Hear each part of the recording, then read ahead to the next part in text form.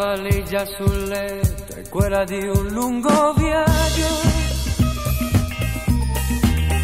E tu senza dir niente hai trovato il coraggio, con l'orgoglio ferito di chi poi si ribella, ma quando t'arrabbi sei ancora più bella. E così su due piedi io sarei liquidato,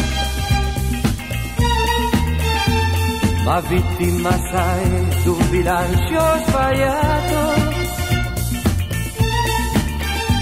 Se un uomo tradisce a metà per 5 minuti